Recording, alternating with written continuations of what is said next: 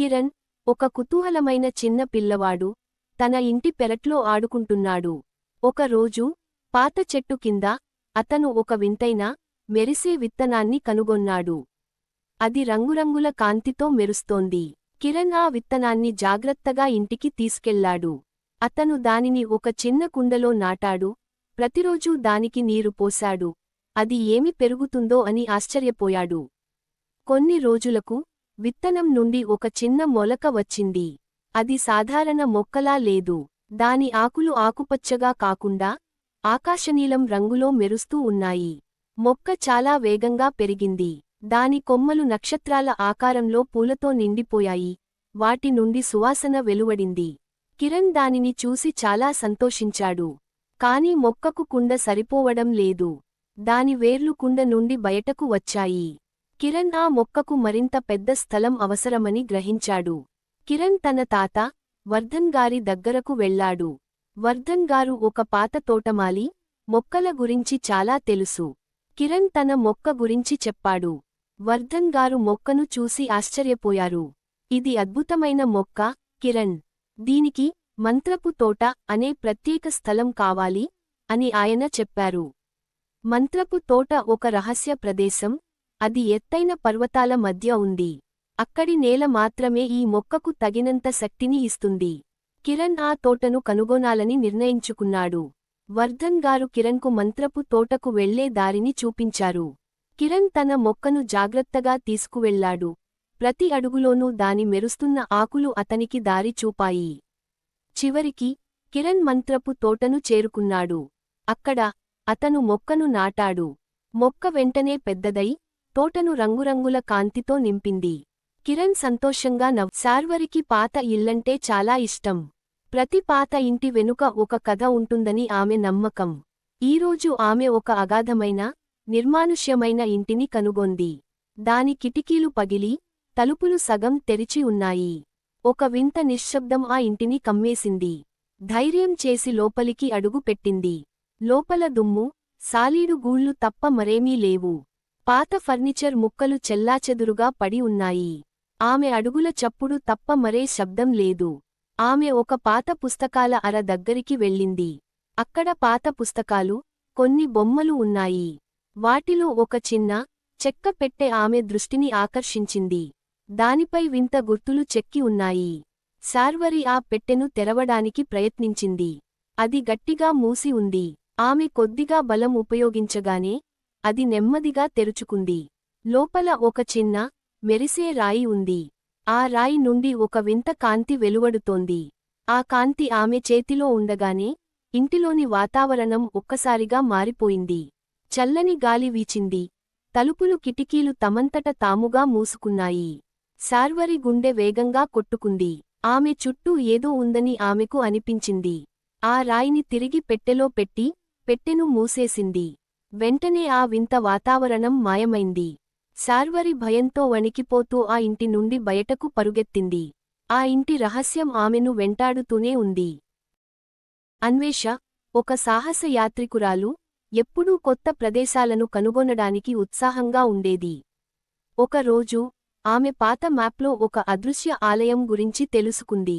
ఆ ఆలయం దట్టమైన అడవి మధ్యలో ఉందని మ్యాప్ సూచించింది. ఆమె వెంటనే తన ప్రయాణాన్ని ప్రారంభించింది. దట్టమైన పొదలను దాటుకుంటూ ముందుకు సాగింది. చాలా గంటల ప్రయాణం తర్వాత, ఆమె చివరకు పచ్చని తీగలతో కప్పబడిన ఒక పురాతన ఆలయ గోపురం చూసింది.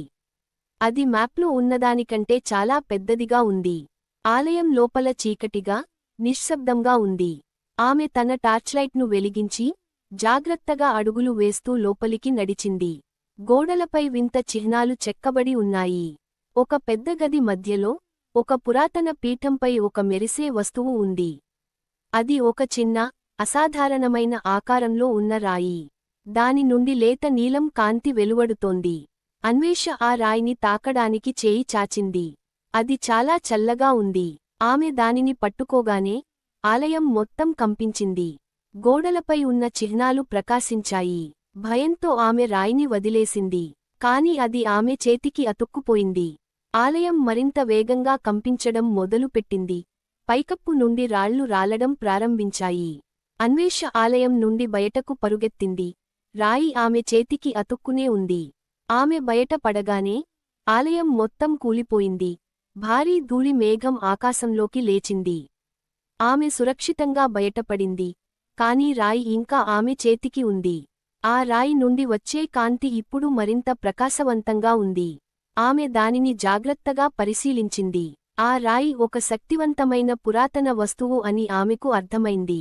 అది ఆమెను కొత్త సాహసాల వైపు నడిపించబోతోందని ఆమెకు తెలుసు. తదుపరి ఏమి జరుగుతుందో అని ఆమె ఉత్సాహంగా ఎదురుచూసింది.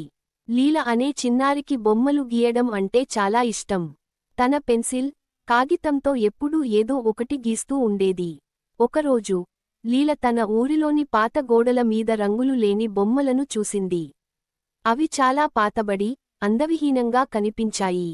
ఈ గోడలకు మళ్లీ రంగులు వేసి అందమైన బొమ్మలు గీయాలి అని లీల అనుకుంది. కాని తన దగ్గర రంగులు లేవు. లీల తన ఆలోచనను రామయ్య తాతయ్యతో పంచుకుంది.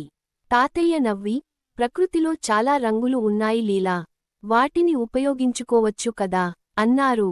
తాతయ్య సలహాతో లీల పువ్వులు, ఆకులు, మట్టితో సహజ రంగులను తయారు చేయడం మొదలుపెట్టింది. ఊరి పిల్లలు కూడా ఆమెకు సహాయం చేశారు. కొద్ది రోజుల్లోనే ఊరి గోడలన్నీ అందమైన, రంగుల బొమ్మలతో నిండిపోయాయి. పాత గోడలు కొత్తగా, సంతోషంగా కనిపించాయి. ఊరి ప్రజలందరూ లీల పనిని చూసి ఆశ్చర్యపోయారు. ఆమె సృజనాత్మకత, కృషిని మెచ్చుకున్నారు. లీల తన ఊరికి కొత్త అందాన్ని తీసుకువచ్చింది. అన్విత ఇంట్లో ఒంటరిగా ఉంది. తల్లిదండ్రులు బయటకి వెళ్లారు. రాత్రి చీకటిగా, నిశ్శబ్దంగా ఉంది. అకస్మాత్తుగా వంటింట్లో నుండి ఒక చిన్న శబ్దం వినిపించింది. కటక్. అన్విత గుండె వేగంగా కొట్టుకుంది. ఎవరు అక్కడా అని నెమ్మదిగా అడిగింది. సమాధానం లేదు. ఆమె ధైర్యం తెచ్చుకొని వంటింటి వైపు నడిచింది. అడుగులు చాలా నెమ్మదిగా వేసింది. వంటింట్లోకి తొంగి చూసింది. అక్కడ ఎవరూ లేరు. కిటికీ తెరిచి ఉంది. గాలికి ఏదో కదిలినట్లుంది. అయ్యో, గాలి వల్లనే అయ్యుంటుంది అని ఊపిరి పీల్చుకుంది. కిటికీ మూసి తిరిగి తన గదికి వెళ్ళింది. పడుకోవడానికి సిద్ధమవుతుండగా మళ్లీ ఆ శబ్దం. ఈసారి బెడ్రూం తలుపు వెనుక నుండి. గీచ్. ఆమె శరీరం వణికింది. ఇది గాలి కాదు, ఎవరో ఇంట్లో ఉన్నారు. తలుపు నెమ్మదిగా తెరుచుకుంది. చీకటిలో ఒక ఆకారం కనిపించింది. అది ఆమె పాత బొమ్మ. బొమ్మ చేతిలో ఒక చిన్న కత్తి ఉంది. అన్విత అరుపు పెట్టింది. కాని అప్పటికే చాలా ఆలస్యం అయింది. అక్షరకి కథలంటే చాలా ఇష్టం, ముఖ్యంగా భయానక కథలంటే ప్రాణం. ప్రతి రాత్రి తన పడకగదిలో వెచ్చని దుప్పటి కింద దూరి, పాత పుస్తకాల వాసన పీలుస్తూ, భయపెట్టే ప్రపంచాల్లోకి దూసుకుపోయేది. ఒకరోజు పాత వస్తువులు అమ్మే దుకాణంలో అక్షర కళ్ళు ఒక వింత పుస్తకంపై పడ్డాయి. దాని కవరు నల్లగా, పాతబడి, వింత గుర్తులు చెక్కి ఉన్నాయి. దాని పేరు రాత్రి కథలు.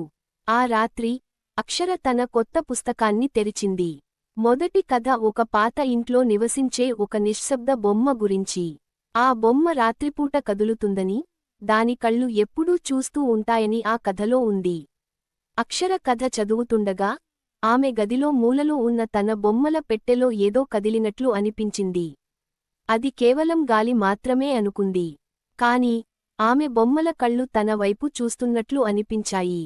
మరుసటి రోజు అక్షర పాఠశాల నుండి తిరిగి రాగానే తన బొమ్మలన్నీ వేరే చోట ఉన్నట్లు గమనించింది. నిన్న రాత్రి తను వాటిని అలా పెట్టలేదని ఆమెకు గుర్తు. ఆమె గుండె వేగంగా కొట్టుకుంది. ఆ రాత్రి అక్షర పుస్తకంలో రెండవ కథ చదివింది. అది ఒక పాత గడియారం గురించి. ఆ గడియారం అర్ధరాత్రి 12 గంటలకు మోగినప్పుడు సమయం ఆగిపోతుందని, వింత శబ్దాలు వినిపిస్తాయని ఆ కథలో ఉంది. అర్ధరాత్రి 12 గంటలు కొట్టగానే అక్షర గదిలోని గడియారం మోగింది. కాని అది సాధారణ శబ్దం కాదు. గదిలో నుండి వింత శబ్దాలు రావడం మొదలుపెట్టాయి. గీతలు, గుసగుసలు, ఏదో కదిలినట్లు. అక్షర భయంతో వణికిపోయింది. ఈ పుస్తకం కేవలం కథలు చెప్పడం లేదని, తన చుట్టూ ఉన్న ప్రపంచాన్ని మార్చేస్తుందని ఆమెకు అర్థమైంది. ఈ భయానక కథలను ఆపాలి అనుకుంది. ఆమె ధైర్యం తెచ్చుకుని పుస్తకాన్ని మూసివేయాలని నిర్ణయించుకుంది. కాని పుస్తకం తెరిచే ఉంది. దాని పేజీలు తనంతట తానుగా తిరుగుతున్నాయి. ఆమె దానిని మూయడానికి ప్రయత్నించింది. కాని అది సాధ్యం కాలేదు. అక్షరకి ఒక ఆలోచన వచ్చింది. భయానక కథలను ఆపడానికి ఆమె ఒక సంతోషకరమైన, ధైర్యవంతమైన కథను రాయాలి. ఆమె తన పెన్సిల్ తీసుకుని పుస్తకం చివరి పేజీలో ఒక కొత్త కథ రాయడం మొదలుపెట్టింది. ఒక చిన్నారి ధైర్యంగా చీకటిని ఎలా ఎదుర్కొంది అనే కథ. ఆమె కథ రాయడం పూర్తవగానే పుస్తకం నుండి వచ్చిన చీకటి కాంతి తగ్గిపోయింది. బొమ్మలు వాటి స్థానంలోకి తిరిగి వచ్చాయి. గడియారం సాధారణంగా టిక్ టిక్ మని కొట్టడం మొదలుపెట్టింది. అక్షర భయం నుండి బయటపడింది. అప్పటి నుండి అక్షరకి భయానక కథలంటే ఇంకా ఇష్టమే. కాని వాటిని ఎలా నియంత్రించాలో ఆమెకు తెలుసు. ఎందుకంటే ప్రతి కథకు ఒక ముగింపు ఉంటుంది, మరియు ఆమె తన సొంత కథకు రచయిత్రి.